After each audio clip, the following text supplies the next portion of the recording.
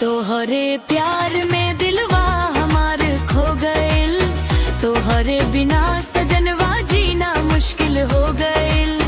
तोहरे प्यार में दिलवा हमार खो गइल, तोहरे बिना सजनवा जीना मुश्किल हो गइल। रोज रोज तोहार चेहरा नजरिया में आवे, सांस सांस में तोहरे नाम बस गइल।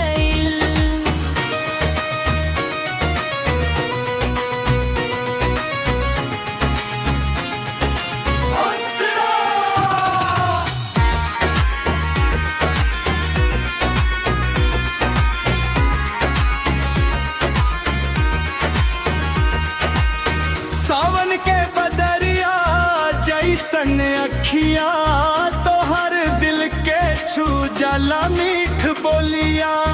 तोहर सपना में आके रोज मुस्कुरा जालू, प्यार के रंग में हमके रंगा जालू।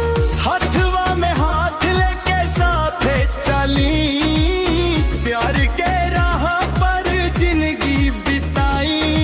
जन्म जन्म तक साथ निभाइब, दिल के हर बात तोहसे बताई।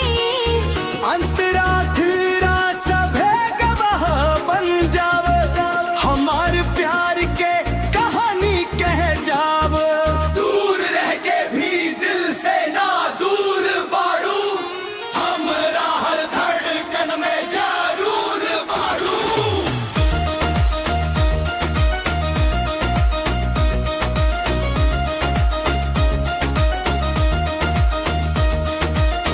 तोहरे खातिर दुनिया से लड़ जाई, तोहरे खुशी खातिर सब कुछ कर जाई। रौरा मुस्कान हौरा मुस्कान हमार जान बा, ई दिल तोहरे नाम कुर्बान बा।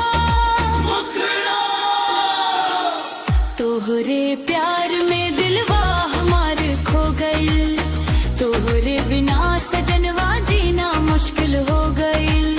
तोहरे प्यार में दिलवा हमार खो गइल, तोहरे बिना सजनवा जीना मुश्किल हो गइल। रोज रोज तोहार चेहरा नजरिया में आवे, सांस सांस में तोहरे नाम बस गइल।